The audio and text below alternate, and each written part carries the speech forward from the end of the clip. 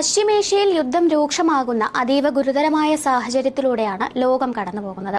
ഫെബ്രുവരി 28-ന് തുടങ്ങിയ സംഘർഷം ഇന്ന് മെയ് 11-ൽ എത്തി നിൽക്കുമ്പോൾ മേഖലയിലെ സമാധാന പ്രതീക്ഷകൾക്ക് കടുത്ത തിരിച്ചടിയേറ്റിരിക്കുകയാണ്. യുദ്ധം അവസാനിപ്പിക്കാനായി അമേരിക്ക മുന്നോട്ട് വെച്ച 14 നിർദ്ദേശങ്ങൾക്ക് പാകിസ്ഥാൻ വഴി ഇറാൻ ഔദ്യോഗികമായി മറുപടി നൽകിയെങ്കിലും ആ മറുപടി പൂർണ്ണമായും അസ്വീകാര്യമാണെന്ന് പ്രഖ്യാപിച്ചുകൊണ്ട് അമേരിക്കൻ പ്രസിഡന്റ് ഡൊണാൾഡ് ട്രംപ് രംഗത്തെത്തിയിരിക്കുന്നു.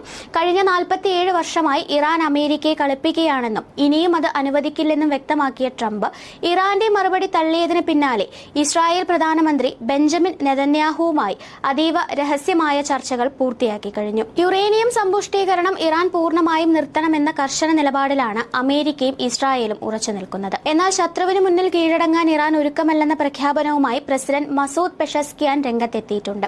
അമേരിക്കയുടെ ഭാഗത്തു നിന്ന് ചെറിയൊരു സൈനിക നീക്കം ഉണ്ടായാൽ പോലും അതിശക്തമായി തിരിച്ചടിക്കാനാണ് ഇറാന്റെ പരമോന്നത നേതാവ് ആയത്തുള്ള മുജ്തബ ഖമേനി സൈനിക നേതൃത്വത്തിന് നൽകിയിരിക്കുന്ന നിർദ്ദേശം. മേഖലയിൽ ഡ്രോൺ ആക്രമണങ്ങൾ വർദ്ധിക്കുന്നതും ഖത്തർ തീരത്ത് കണ്ടെയ്നർ ഷിപ്പ് ആക്രമിക്കപ്പെട്ടതും സംഘർഷം ഹോർമോസ് കടലിടുക്കിൽ നിന്ന് മറ്റു ഭാഗങ്ങളിലേക്ക് വ്യാപിക്കുന്നതിന്റെ സൂചനയാണ് നൽകുന്നത്.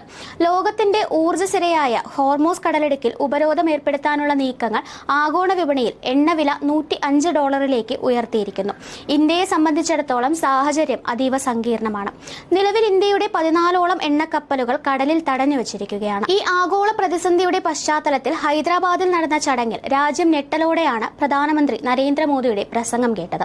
ഒരു സാമ്പത്തിക അടിയന്തരാവസ്ഥയ്ക്ക് സമാനമായ മുൻകരുതലുകൾ എടുക്കാൻ ജനങ്ങളോട് ആഹ്വാനം ചെയ്ത പ്രധാനമന്ത്രി കോവിഡ് കാലത്തിന് സമാനമായ നിയന്ത്രണങ്ങൾ ജീവിതത്തിൽ കൊണ്ടുവരണമെന്ന് അഭ്യർത്ഥിച്ചു. ഇന്ധന ഉപയോഗം കുറയ്ക്കുന്നതിനായി IT മേഖലയിലും മറ്റും വർക്ക് ഫ്രം ഹോം സംവിധാനം ഏർപ്പെടുത്തണമെന്നും സ്വകാര്യ വാഹനങ്ങൾക്ക് പകരം പൊതുഗതാഗത സംവിധാനങ്ങൾ ഉപയോഗിക്കണമെന്നും അദ്ദേഹം നിർദ്ദേശിച്ചു. വിദേശ നാണയ ശേഖരം സംരക്ഷിക്കുന്നതിനായി 1 വർഷത്തേക്ക് സ്വർണം വാങ്ങുന്നത് ഒഴിവാക്കണമെന്നും വിദേശയാത്രകൾ നിയന്ത്രിക്കണമെന്നുമുള്ള മോദിയുടെ ആഹ്വാനം രാജ്യത്തിന്റെ സാമ്പത്തിക ഭദ്രത ഉറപ്പാക്കാനാണ്.